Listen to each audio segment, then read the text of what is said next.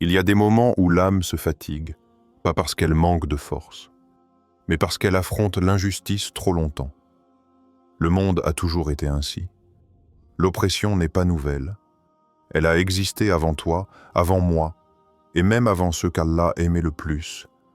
Oui, les prophètes d'Allah ont été insultés, rejetés, menacés, frappés, trahis. Et pourtant, ils n'ont jamais cessé de marcher. Et nous ferons certainement goûter à ceux qui ont cru et accompli de bonnes œuvres une récompense meilleure que ce qu'ils faisaient. Al-Ankabut 29:7. Alors pose-toi cette question. Dès maintenant, si les prophètes ont été éprouvés, pourquoi voudrais-tu une foi sans épreuve? Imagine parler et que personne n'écoute. Imagine répéter la vérité jour après jour, avec la même sincérité, la même intention pure, mais voir les visages se fermer, les regards se détourner, les cœurs se durcissent. C'est dans ce silence lourd que commence l'histoire de Nuh alayhi salam. Pas dans un miracle, pas dans un triomphe, mais dans une solitude longue, épuisante, incomprise. Allah l'a envoyé à son peuple avec un message simple, clair, sans ambiguïté. Adorer Allah seul, revenir à la droiture, abandonner l'injustice. Rien de plus, rien de compliqué. Et pourtant, nous avons envoyé Noé vers son peuple. Avertisse ton peuple avant qu'un châtiment douloureux ne les atteigne. Al-Araf, Sept 59. Mais le peuple de Nu n'a pas vu un prophète. Ils ont vu un homme ordinaire, un homme sans pouvoir, sans richesse, sans statut. Alors ils ont ri. Ils ont dit « Nous ne voyons en toi qu'un homme comme nous. Ceux qui te suivent sont les plus faibles d'entre nous. » Les notables de son peuple dirent « Nous ne te voyons que comme un être humain semblable à nous. » Hud 11, 27. Et c'est ici que commence la vraie oppression. Pas les coups, pas les chaînes, mais le mépris lent, celui qui te fait douter de ta valeur, celui qui te pousse à te demander « Est-ce que je perds mon temps ?» Nous, alayhi salam, a continué, année après année, décennie après décennie, siècle après siècle, 950 ans. Il demeura parmi eux 1000 ans moins 50 années. Al-Ankabut 29, 14. Pose-toi un instant, respire. 950 ans à appeler vers Allah. 950 ans à être rejeté. 950 ans à voir ses propres enfants refuser le message. Est-ce que ton cœur supporte cette image? Et pourtant, écoute ces paroles à Allah.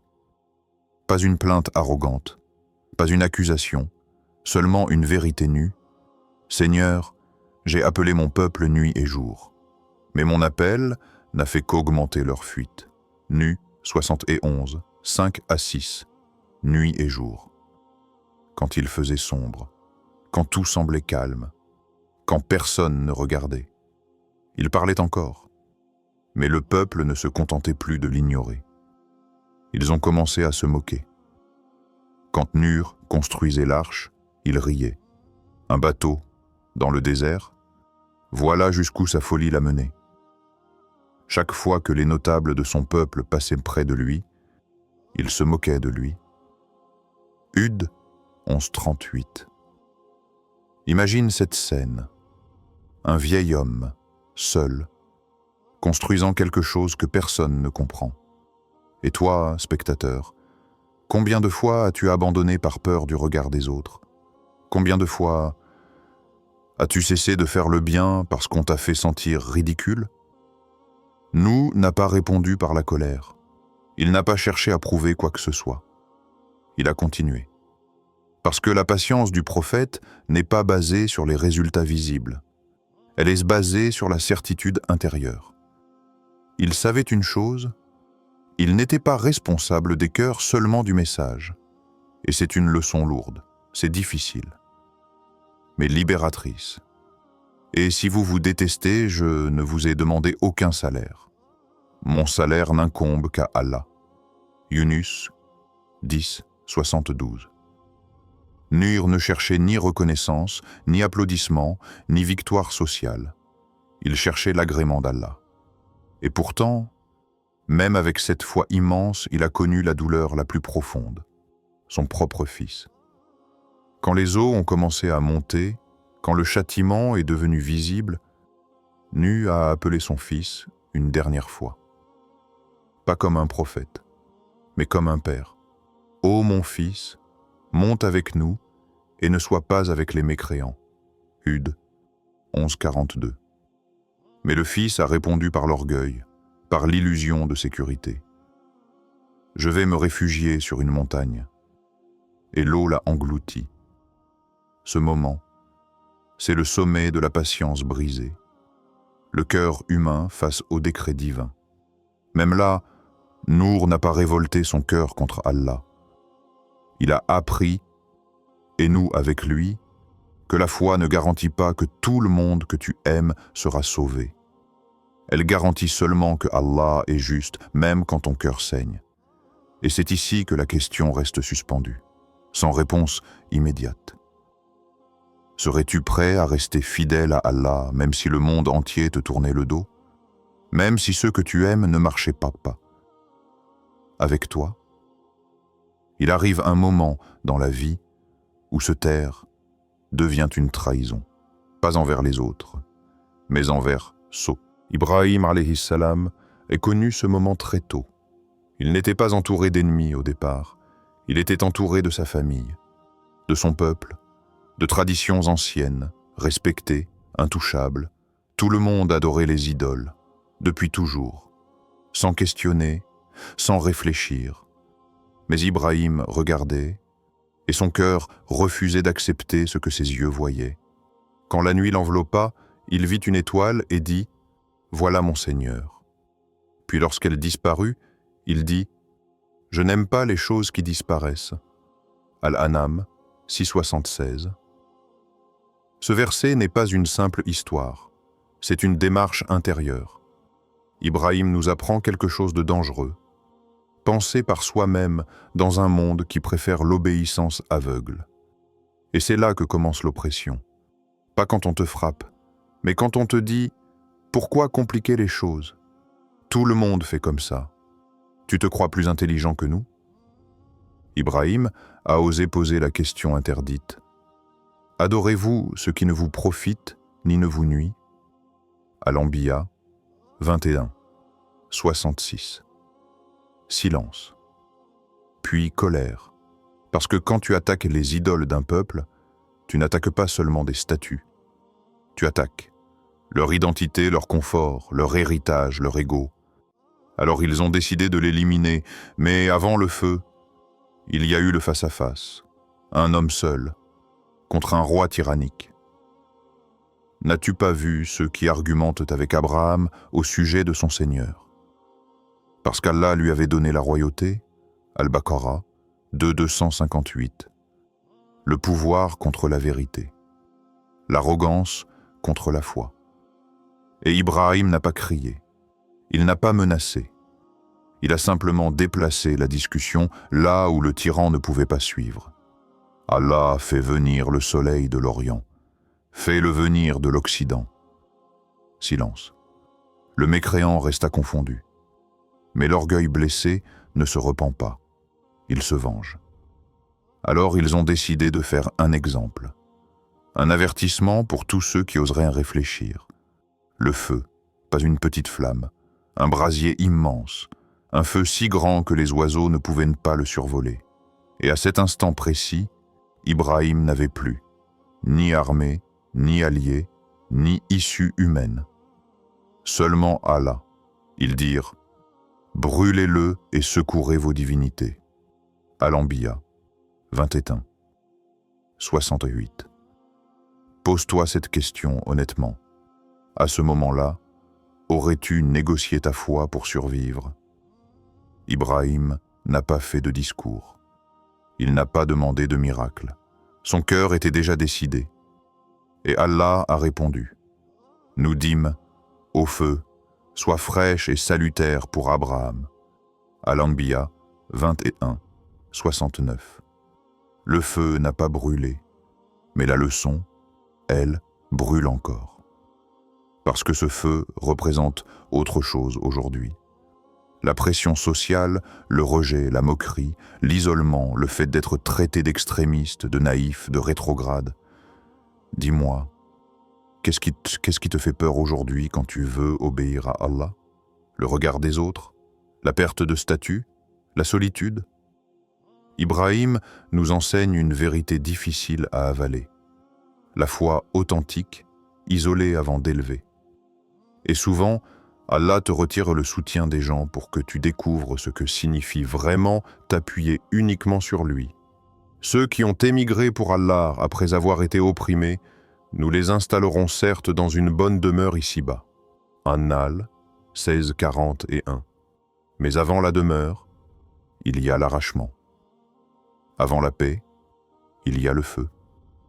Et la question reste là, lourde, sans réponse immédiate. Si la vérité te coûtait ta place, ton confort ou ton image, continuerais-tu quand même? Il y a une oppression qui écrase le corps. Et il y a une oppression plus dangereuse encore, celle qui fait croire aux gens qu'ils ne valent rien. Le peuple de Musa, alayhi salam, vivait sous cette deuxième forme. Des générations entières élevées dans la peur, des enfants tués, des femmes humiliées, des hommes brisés intérieurement. Pharaon ne se contentait pas de gouverner, il façonnait les âmes. Pharaon s'éleva sur terre et divisa ses habitants en clans. Il opprimait l'un d'eux, égorgeant leurs fils et laissant vivre leurs femmes. Al-Qasas 28:4. Et c'est dans ce monde-là qu'Allah appelle Musa.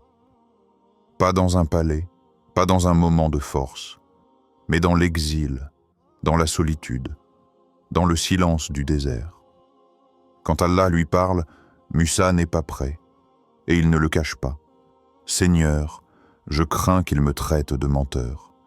Ma poitrine se serre et ma langue ne se délie pas. » Ash-Shu'ara 26, 12 à 13. Voilà une vérité que beaucoup oublient. Allah choisit des serviteurs qui ont peur. La foi n'annule pas la peur. Elle lui donne une direction. Quand Allah dit à Musa, « Va vers Pharaon, car il a dépassé les limites. » Taha 20-24. Ce n'est pas une invitation confortable, c'est une mission qui peut coûter la vie. Musa connaît Pharaon, il connaît sa violence, il sait ce qu'il est capable de faire. Et pourtant, il avance. Pas parce qu'il se sent fort, mais parce qu'il sait qu'il envoie. Et écoute bien ce détail essentiel. Allah ne lui promet pas l'absence de danger. Il lui promet sa présence. Taha 20-46. La foi commence ici, pas quand la peur disparaît, mais quand tu avances malgré elle. Face à Pharaon, Musa ne parle pas comme un révolutionnaire.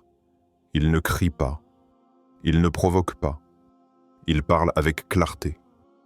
Envoie avec nous les enfants d'Israël et ne les châtiez plus. Taha 20-47. Mais Pharaon ne discute pas. Il ridiculise. Il humilie. N'ai-je pas le royaume d'Égypte? Ces rivières ne coulent-elles pas sous mes pieds? Pharaon dit, ô notables, je ne connais pas pour vous d'autres divinités que moi. Al-Qasas 28-38. Voilà le sommet de l'oppression. Quand un homme se prend pour Dieu et que le peuple finit par le croire. Et pourtant, un homme seul se tient là, un bâton à la main, le cœur battant. Quand les magiciens sont convoqués, tout semble perdu. Ils sont nombreux, entraînés, sûrs d'eux. Même Musa ressent la peur. Il ressentit en lui-même une crainte. Taha 20-67. Oui, un prophète, craignant. Et Allah intervient à nouveau. N'aie pas peur, c'est toi qui auras le dessus. Taha 20-68. Le miracle ne vient pas pour impressionner, il vient pour rétablir la vérité. Quand le bâton de Musa avale leurs illusions, les magiciens comprennent immédiatement. Ils se prosternent. Ils dirent « Nous croyons au Seigneur de Musa et de Haroun. » Taha 20, 70. Et là, Pharaon révèle son vrai visage. Il menace, il torture, il promet la mort. « Je vous ferai certes couper les mains et les pieds opposés, puis je vous crucifierai tous. » Taha 20, 71. Mais quelque chose s'est brisé en eux. La peur a changé de camp. Ils répondent « Nous ne te préférons jamais aux preuves claires qui nous sont venues. Décrète ce que tu veux. » Taha 20, 72. Regarde bien cette scène. Des hommes qui, quelques instants plus tôt, servaient le tyran, deviennent libres intérieurement. Voilà ce que fait la vérité. Elle ne libère pas toujours les corps, mais elle libère les cœurs. Et maintenant, regarde-toi. Qu'est-ce qui te fait taire aujourd'hui? La peur de perdre ton travail? La peur de déplaire? La peur d'être seul? Musa nous enseigne une chose dérangeante. Le silence face à l'injustice n'est jamais neutre. Et parfois, Allah ne te demande pas de vaincre Pharaon, mais simplement de ne plus le craindre intérieurement. La mer ne s'est pas encore ouverte. Le peuple doute encore. Et Musa avance, le cœur serré, la responsabilité lourde. Il y a des oppressions qui font du bruit, des cris, des coups, du sang. Et il y en a d'autres, plus silencieuses, plus profondes. Celles qui touchent l'honneur, la dignité, le cœur. C'est cette oppression-là que le prophète Mohammed, que la paix et le salut d'Allah soient sur lui, a porté longtemps. Il n'est pas né prophète. Il était déjà connu avant la révélation. Connu pour sa droiture, sa sincérité, son cœur pur, Al-Amin, le digne de confiance. Et pourtant, le jour où il a dit « Il n'y a de divinité digne d'adoration qu'Allah », tout a basculé. Ce n'est pas son comportement qu'ils ont rejeté, c'est le message. Parce que ce message détruisait les privilèges, les idoles, les injustices maquillées en tradition. Alors ils ont commencé doucement, ils ont ri, ils ont minimisé, ils ont murmuré. Poètes, sorciers, fous, ils dirent « Ô toi à qui le rappel a été descendu, tu es certes fou. » Al-Hijr 15. 6. Imaginez un instant. Être insulté pour ce que tu es de plus sincère, pour ce que tu portes de plus pur. Et malgré cela, le prophète, que la paix et le salut d'Allah soient sur lui, continuait d'appeler. Sans haine, sans arrogance. Mais l'oppression ne s'est pas arrêtée aux mots. On lui jetait des ordures sur le dos pendant la prière. On l'empêchait de dormir. On boycottait sa famille. 3 années enfermé dans une vallée. La faim, le manque, les pleurs des enfants. Et pourtant, et c'est par une miséricorde d'Allah que tu as été doux envers eux. Al-Imran 3, 159. Ce verset est vertigineux, parce que la douceur ici n'est pas naturelle. Elle est soutenue par Allah. Puis vient Taïf, le moment où même les pierres deviennent ennemies. Le prophète, que la paix et le salut d'Allah soient sur lui, marche. Il parle, il appelle, et la réponse est brutale. Des enfants, des esclaves, des ignorants. Des pierres sont lancées, encore, encore. Son sang coule, ses pieds sont blessés. Il s'effondre. Et là, dans ce moment où beaucoup auraient maudit, où beaucoup auraient demandé vengeance, il lève les mains, pas contre eux, vers Allah. Ô Allah, je me plains à toi de ma faiblesse, de mon manque de ressources et de mon humiliation auprès des gens. Écoute bien cette invocation. Elle n'est pas celle d'un homme fort extérieurement. C'est celle d'un serviteur brisé intérieurement mais relié. Et Allah lui envoie l'ange des montagnes. Si tu veux, je ferai s'écraser les montagnes sur Surur en Raïd. une seule parole, et tout s'arrête. Mais le prophète, que la paix et le salut d'Allah soient sur lui, répond « Non, j'espère qu'Allah fera sortir de leur descendance des gens qui l'adorent. » Quel cœur! Endure donc, comme ont enduré les messagers doués de fermeté. Al-Ahqaf 46, 35.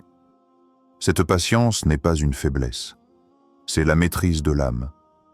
Et puis, quand Khadija radiyallahu anha est morte, quand Abu Talib est mort, l'année du chagrin, le soutien humain s'effondre, et Allah révèle « Nous savons que ta poitrine se serre à cause de ce qu'ils disent. » Al-Hijr 15-77.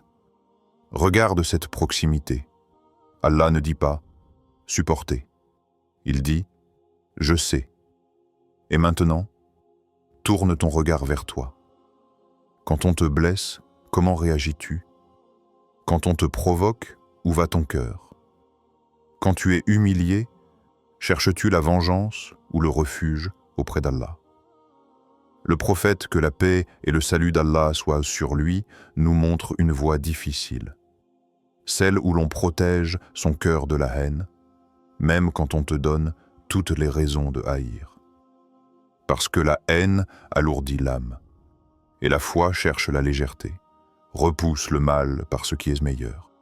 Fusila 40 et 1,34. Mais attention, cela ne veut pas dire accepter l'injustice. Cela veut dire refuser de devenir injuste à son tour. Le prophète, que la paix et le salut d'Allah soient sur lui, avançait, blessé, fatigué, mais jamais vidé de sens. Et dans ce silence lourd, une question demeure sans réponse immédiate. Serais-tu capable de rester doux dans un monde qui te durcit? De rester fidèle à Allah quand ton cœur est fatigué? Et maintenant? Il n'y a plus de prophète devant toi. Il n'y a plus de récits anciens, plus de désert, plus de feu visible, plus de tyrans couronnés. Il n'y a que toi, et ce que tu portes en silence. Parce que l'oppression n'a pas disparu. Elle a changé de forme. Aujourd'hui, elle ne te met peut-être pas en prison, mais elle te fait taire. Elle te fait douter. Elle te fait croire que ton combat n'a pas de valeur. Elle te murmure « À quoi bon? Personne ne changera. Tu es seul. » Et parfois, elle vient de l'intérieur. L'âme est très incitatrice au mal, sauf à qui mon Seigneur fait miséricorde. Yusuf 12,53. Cette oppression-là est la plus dangereuse, parce qu'elle ne laisse aucune trace visible, mais elle use la foi lentement. Dis-moi, combien de fois as-tu renoncé à faire le bien, non pas par manque de foi, mais par fatigue? Fatigue d'expliquer, fatigue d'être différent, fatigue d'être incompris. Tu continues de croire, mais ton cœur est lourd, et Allah le sait. Allah n'impose à aucune âme une charge supérieure à sa capacité. Al-Baqarah 2,286. Ce verset est souvent récité, mais rarement vécu. Parce que si Allah n'impose pas plus que tu ne peux porter, alors ce que tu portes aujourd'hui n'est pas une erreur. Ce n'est pas un oubli. Ce n'est pas une punition. C'est une mesure précise. Mais voici la question qui dérange.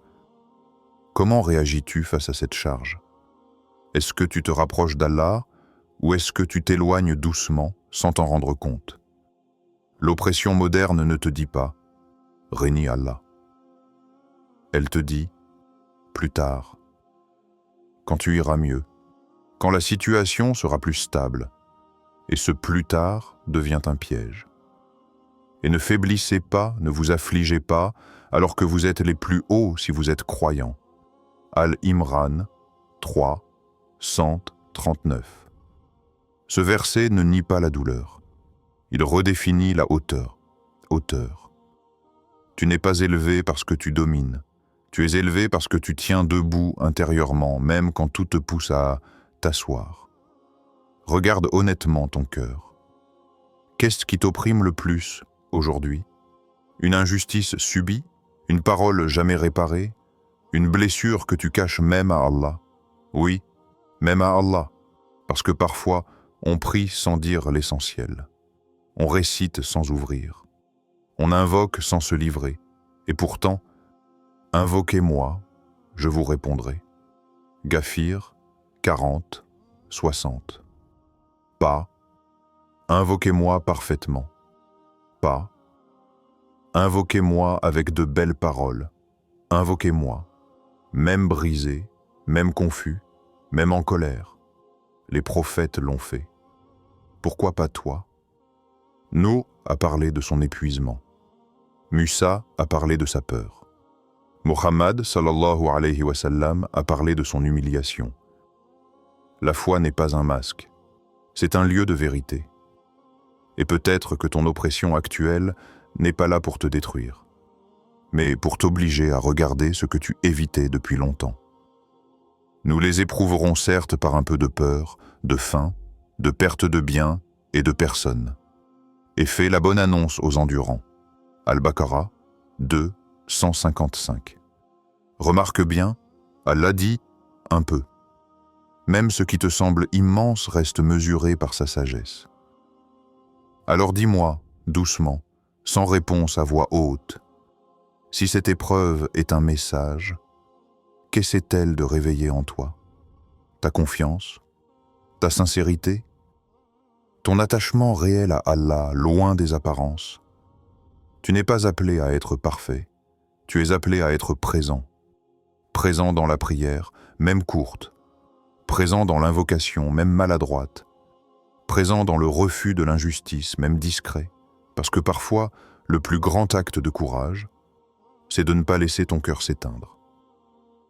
Et dans ce face-à-face silencieux, sans réponse immédiate, sans apaisement forcé, une dernière question reste suspendue. Qu'est-ce que ton épreuve révèle vraiment de ta relation avec Allah? Aujourd'hui, si ce rappel a touché ton cœur, si tu ressens ce silence intérieur après ces paroles, alors cette chaîne est aussi pour toi. Ici, on ne crie pas, on médite, on se rappelle, on revient à Allah. Abonne-toi, non pas pour moi, mais pour nourrir ton âme à chaque vidéo. Qu'Allah apaise ton cœur et te donne la patience des prophètes.